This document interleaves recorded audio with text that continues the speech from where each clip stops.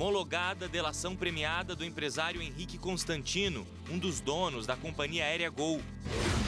STJ julga pedido de liberdade do ex-presidente Temer, que está preso em São Paulo. Ele é investigado no âmbito da Operação Descontaminação, que apura esquema de corrupção em contratos públicos no setor de energia.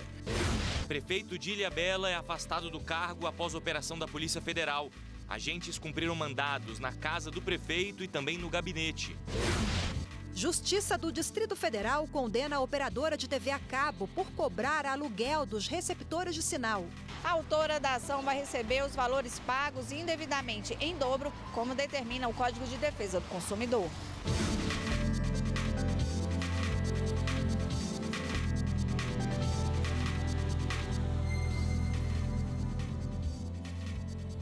Olá, boa tarde. Boa tarde.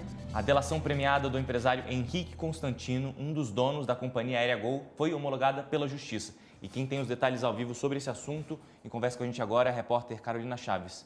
Boa tarde, Carol.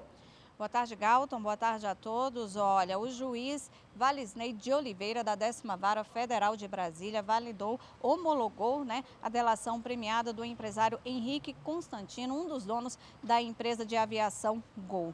A decisão tem 11 anexos e traz dados sobre fatos criminosos em operações com recursos do FI, FGTS e também da Caixa Econômica Federal, que surgiram em 2 operações da Lava Jato da Polícia Federal.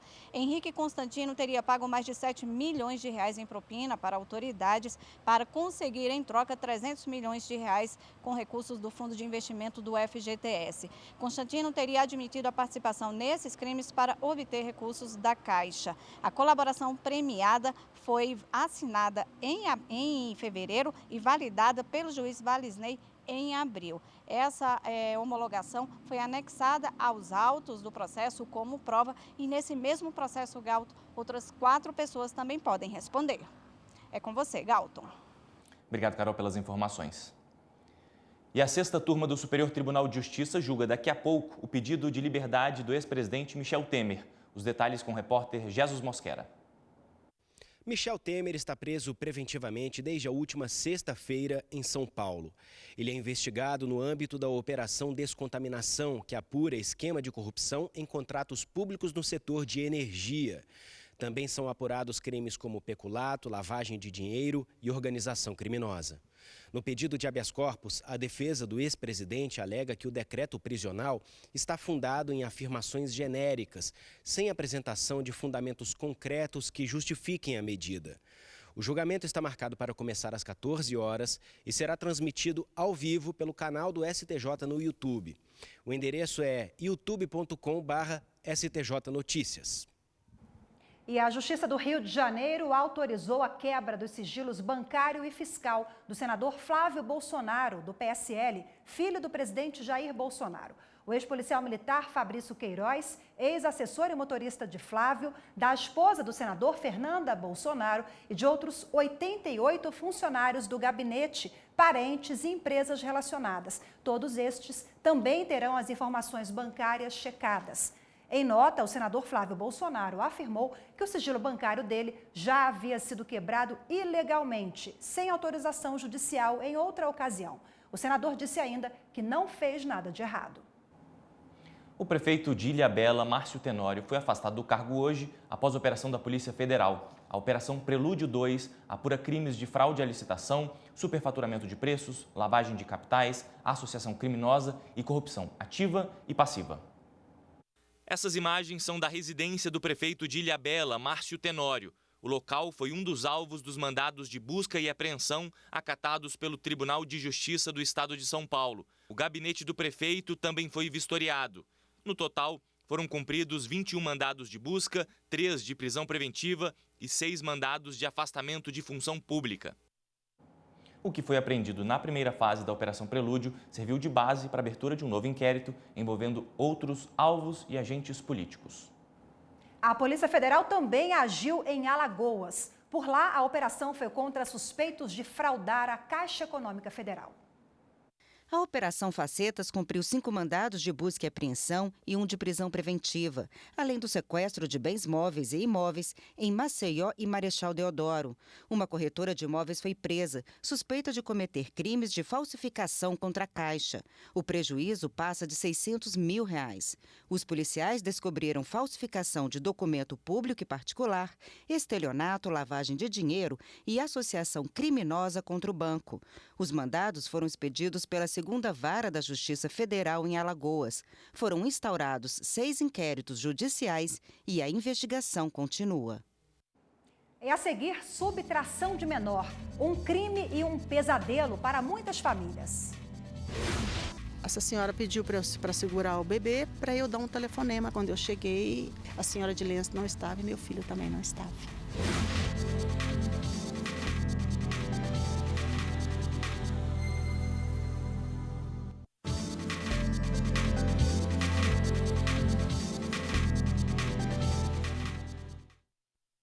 O Grupo de Atuação Especial de Combate ao Crime Organizado do Ministério Público do Paraná cumpriu hoje 7 mandados de busca e apreensão num bairro de Curitiba e outro na região metropolitana da cidade. A operação apura o envolvimento de um policial militar que já tem condenação por tráfico de drogas e ainda de mais outras 3 pessoas. Foram apreendidos celulares e dinheiro. A investigação começou em agosto de 2017, após uma denúncia anônima.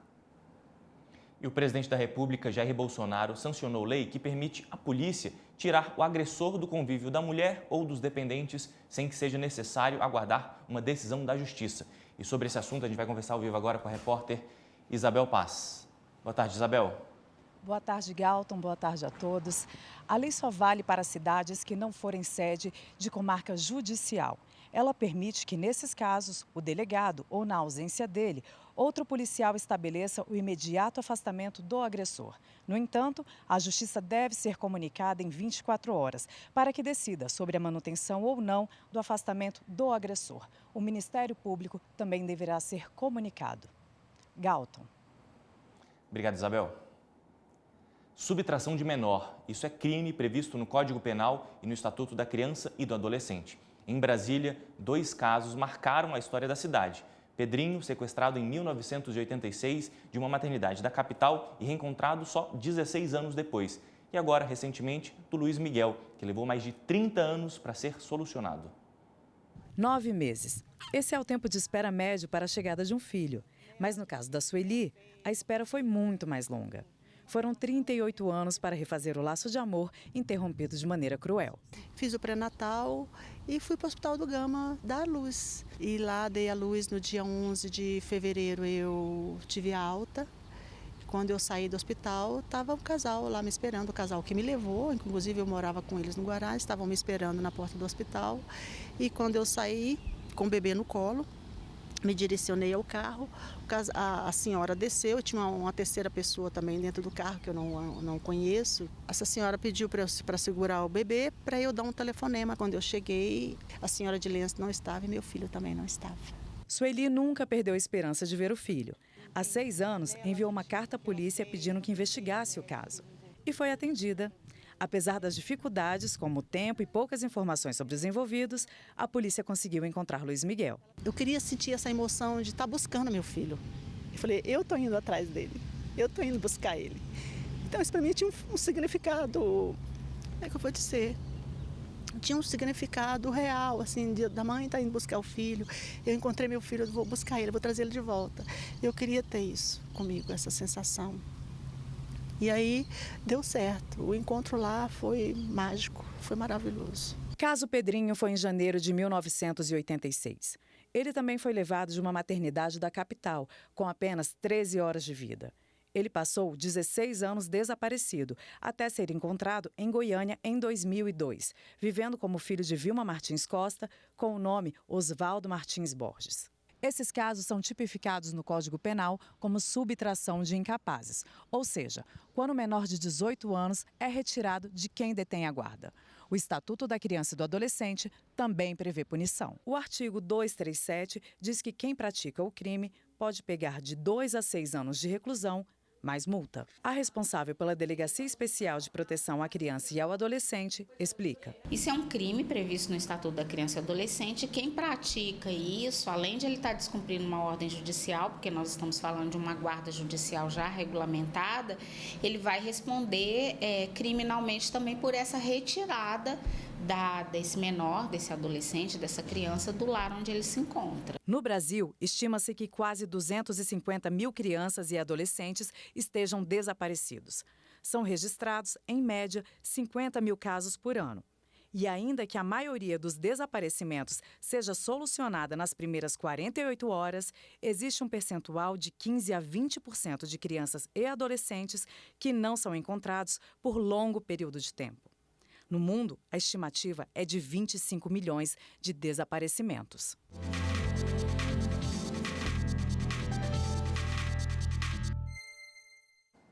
E sobre esse assunto está aqui conosco na bancada do Jornal da Justiça a advogada penal Fernanda Reis. Fernanda, boa tarde, obrigada pela presença. Boa tarde, eu que agradeço. Boa tarde. Boa tarde. Bom, esse caso que vimos na reportagem do Luiz Miguel, ele é repleto de peculiaridades, né? O caso ocorreu em 1981 e eu queria que a senhora explicasse como é que fica em relação à prescrição, já que é um crime muito antigo, né? Isso. Na verdade, há uma certa divergência na doutrina sobre a classificação desse crime, isto é, se ele é um crime instantâneo ou se ele é um crime permanente. Mas, como o tipo penal descrito no artigo 249 fala em subtrair, eu acompanho a maioria da doutrina que entende que o crime é instantâneo, ou seja, ele é praticado assim que há subtração, a retirada do menor sobre aquele que tem a guarda ou poder sobre ele, ou a tutela ou curatela. Então, estaria prescrito sim, dado que decorreu mais de 30 anos e é um crime cuja pena é baixa, é de 2 meses de detenção a 2 anos, né? E aí, 2 anos prescreve em 4, segundo o artigo 109, inciso 5 do Código Penal. Ou seja, um tempo muito curto para casos que a gente acabou de mostrar na reportagem também do Pedrinho. Acaba que a pessoa que fez essa subtração não paga por isso, né? Muitas vezes esse crime, ele vem acompanhado de outros crimes, mas esse crime do artigo 249, ele é um crime que a pena é baixa, sim, né, se comparado a outros tipos penais, especialmente, por exemplo, subtração de coisa alheia. É como se a subtração da criança tivesse menos importância para o legislador do que a subtração de uma coisa, uma vez que o crime de furto, a pena é de 1 a 4 anos de reclusão, enquanto a subtração de uma criança é de 2 meses de detenção a 2 anos, e aí o crime, inclusive, seria processado perante o juizado especial criminal, né, porque é considerado um crime de menor potencial ofensivo, sendo aplicado, inclusive, a suspensão condicional do processo. Só um adendo, no caso do Pedrinho, ocorreram outros crimes, como o crime descrito no artigo 242 do Código Penal, que é você dar parto alheio como próprio ou registrar como seu filho de outrem, e a pena ela vai de 2 a 6 anos de reclusão.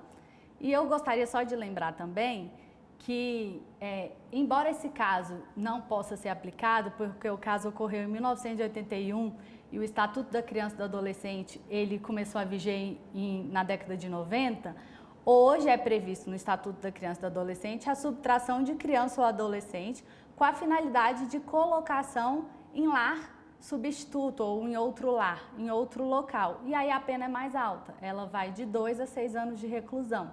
Então, se hoje ocorrer esse tipo de crime com a finalidade de colocação em outro lar, aí aplica o Estatuto da Criança e do Adolescente. E a prescrição também aumenta nesse caso? Aumenta nesse caso. A pena máxima sendo de 6 anos, a prescrição vai ser de 20.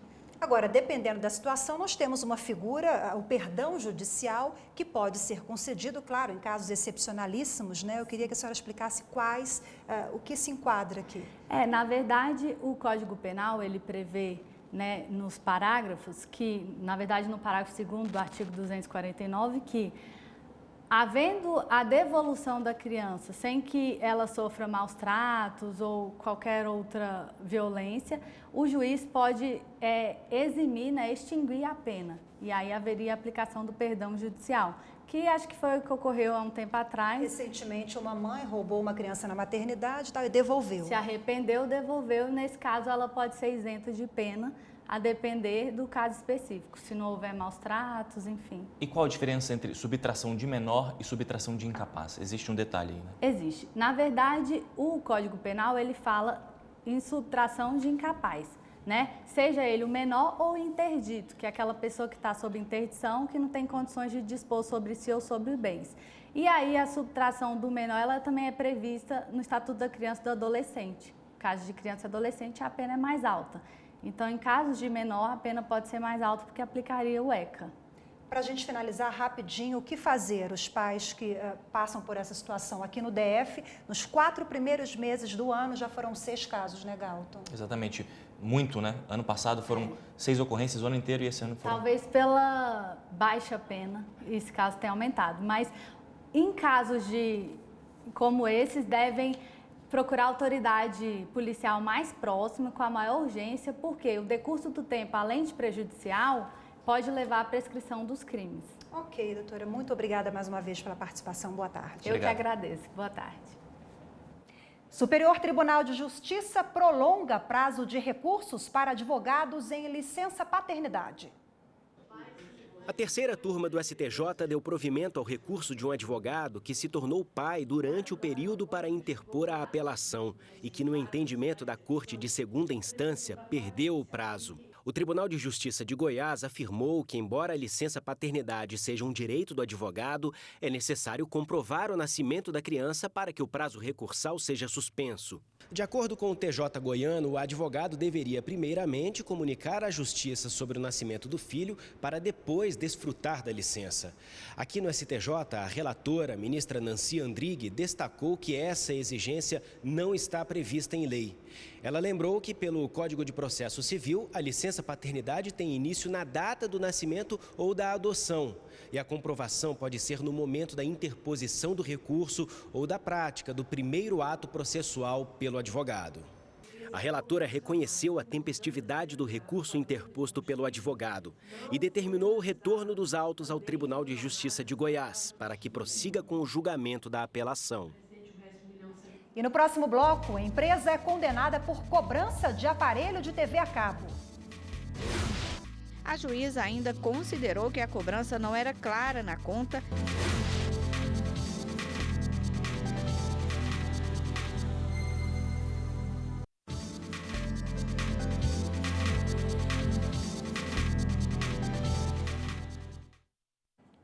E na pauta de julgamentos do Tribunal Superior Eleitoral, o caso do prefeito e do vice-prefeito de uma cidade paulista, acusados de abuso de poder econômico. Os ministros do TSE devem analisar um recurso de Dixon Ronan Carvalho e Sandro César Caprino, eleitos em 2016 prefeito e vice da cidade paulista de Paulínia. Eles foram cassados pelo Tribunal Regional Eleitoral de São Paulo por abuso de poder econômico durante a campanha. Para o TRE, o valor declarado na prestação de contas dos candidatos não era o real, além de haver doações irregulares feitas à campanha. O TSE deve analisar também um recurso de Rubens José Franca Bontempo e Renan Ferreirinha Carneiro contra a decisão do TRE do Rio de Janeiro, que indeferiu o registro de candidatura de Bontempo à Assembleia Legislativa do Rio de Janeiro. O Tribunal Regional Eleitoral entendeu que Rubens estaria inelegível por ter sido condenado por improbidade administrativa.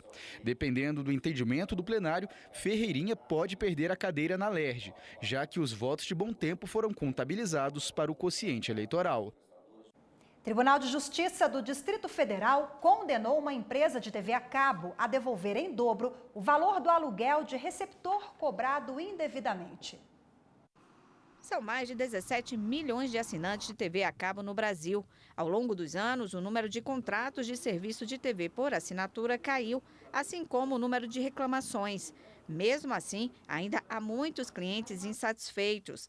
Entre as principais queixas está a cobrança indevida pelo aluguel dos receptores de sinal. O que pode ser cobrado é tão somente esse sinal da TV por assinatura, nada mais. Qualquer coisa que esteja excedido a isso, então já se torna abusivo. Por exemplo, né, a cobrança de aluguel desses aparelhos de decodificação. Em Brasília, uma cliente de uma operadora de TV a cabo teve que recorrer à justiça por causa da cobrança indevida na conta. Coube à Justiça do Distrito Federal decidir e determinou que a operadora de TV deverá ressarcir em dobro o que a cliente pagou indevidamente durante os 8 meses, no total de R$ 538. A juíza ainda proibiu a empresa de fazer novas cobranças de aluguel dos aparelhos sob pena de multa de R$ 200 por descumprimento. A juíza ainda considerou que a cobrança não era clara na conta, induzindo o consumidor ao erro e contrariando o Código de Defesa do Consumidor, que determina que toda a informação deve ser clara. Além disso, a empresa não comprovou a legalidade da cobrança. Ainda cabe recurso da decisão. Este advogado que defendeu a ação alerta que o consumidor deve ficar sempre de olho na fatura para não ser lesado. Aquele pequenininho, pinguinho, ninguém reclama e acaba se beneficiando. Isso que a gente tem que coibir. Sentiu que não é devido, vamos procurar o direito, vamos questionar para ir atrás realmente do justo e perfeito. O Tribunal de Justiça do Rio Grande do Sul determinou que será mantido o fornecimento de energia para uma consumidora acusada por fraude pela Companhia Estadual de Energia Elétrica. Após decisão desfavorável na comarca local, a autora da ação recorreu ao TJRS para contestar a cobrança de mais de R$ 26 mil feita pela fornecedora de energia. A CE constatou fraude no aparelho medidor entre os anos de 2012 e 2013, mas a consumidora nega alteração no aparelho e argumenta que as provas são insuficientes. O desembargador Ohlweiler decidiu pela continuidade do serviço e destacou que a ameaça ou corte do serviço para forçar o pagamento de faturas não pode ser utilizado para coagir o consumidor. Os ministros da seção de dissídios coletivos do TST anularam 2 cláusulas de uma convenção coletiva de trabalho que violavam direitos garantidos pela Constituição da República.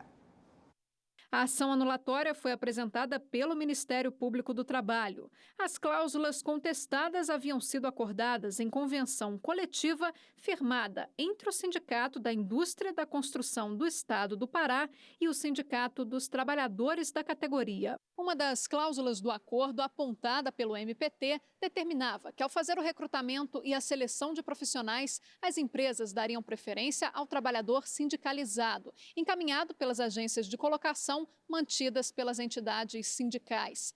Para o MP, a norma viola o artigo 8º, inciso 5 da Constituição Federal, que diz que ninguém é obrigado a filiar-se ou manter-se filiado a sindicato. Ao julgar o caso, o Tribunal Regional do Trabalho da 8ª Região acolheu o pedido do MPT e declarou a nulidade das cláusulas. Na sessão de dissídios coletivos do Tribunal Superior do Trabalho, o relator do processo, ministro Maurício Godinho, teve o mesmo entendimento do regional. O relator destacou que a norma colocaria em confronto a liberdade individual do trabalhador de vinculação ou desvinculação ao sindicato da categoria. O ministro também votou pela nulidade da cláusula do acordo que permitia a conversão em dinheiro dos períodos de estabilidade assegurados à gestante e ao empregado reabilitado. Nossa jurisprudência é muito forte no sentido de garantir a estabilidade do emprego, a garantia provisória. Tanto que manda reintegrar, é a súmula 244.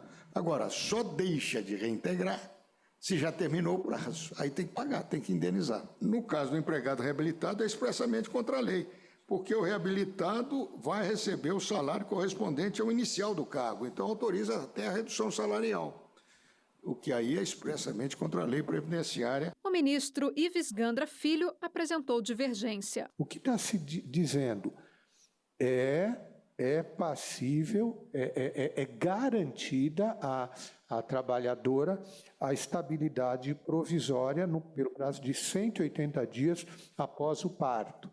A única coisa que diz, sim, podendo ser convertida em pecúnia. Sim. Eu não vejo nenhuma inconstitucionalidade, está de acordo com nossa jurisprudência de dissídio individual, eu acolheria aqui o recurso no sentido de validar a cláusula, tanto para a gestante como para o empregado reabilitado. que tenha naquilo que diz respeito à garantia de emprego provisório. Os outros ministros acompanharam o voto do relator, ficando parcialmente vencido o ministro Ives Gandra Filho.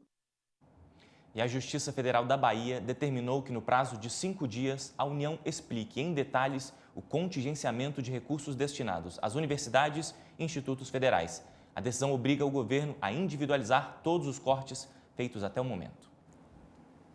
E o Jornal da Justiça, primeira edição de hoje, fica por aqui. Muito obrigada pela sua companhia, uma boa tarde para você, até amanhã. Continue então agora com a programação da TV Justiça. Boa tarde e até amanhã.